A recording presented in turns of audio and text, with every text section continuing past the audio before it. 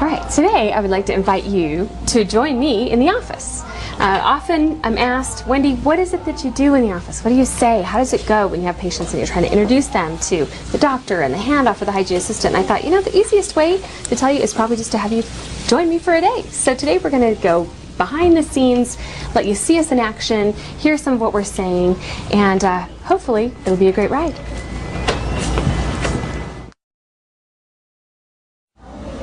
Great. So that's all we need as far as pictures go.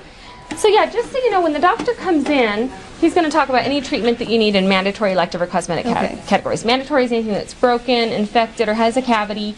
Elective is anything that, by taking care of it now, we can probably save you, you know, a future problem. And then cosmetic is, of course, anything that could cosmetically enhance your teeth. Now, you mentioned you had braces, and they've kind of shifted back. Does that bother you?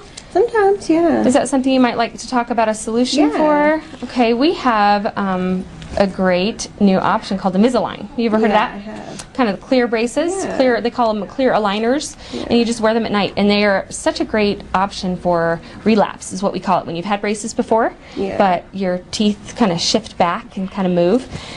So the reason Invisalign is such a great option for relapse cases is because it's usually fairly quick, sometimes even 8 to 12 months. And they're right back where they were when you got braces off. So we can just check if you'd like. We can talk to the doctor and see if you're a good candidate for that. Yeah, that'd be okay, great. So we will definitely do all of that, and we'll talk about all those options when the doctor comes in. Perfect. All right. Good. All right, I'm going to get my camera out really quick. Okay, and we'll take just some photos just so you can kind of, we'll give you a tour of your own mouth. Ooh, I can have. Yes, just so that you can see kind of what we see. Yeah. And then I'll show you kind of what I was talking about with those dark areas on the wisdom teeth. All right, so we're going to just give you a tour. Go ahead and tip your chin, just perfect, right there.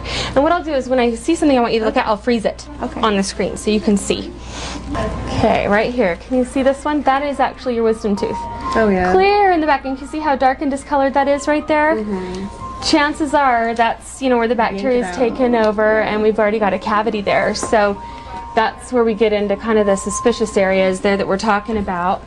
Let's see this little area of dark discolored area. One of the problems, the silver stuff underneath. No, one of the problems with silver fillings is that they leak, and so you can get bacteria and you know, bad stuff here around the edges, and then it'll leak and it'll cause a cavity underneath that old silver filling. So that's one reason that we check those silver fillings really carefully, and that's also another reason that sometimes we talk about replacing those with a better material as an elective option for you.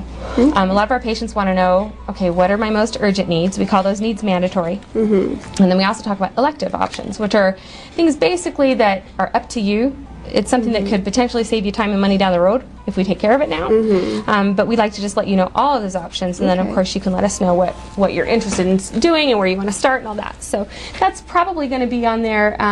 Some of these older fillings that don't have an obvious problem will most likely show up on your treatment as an elective option. Okay.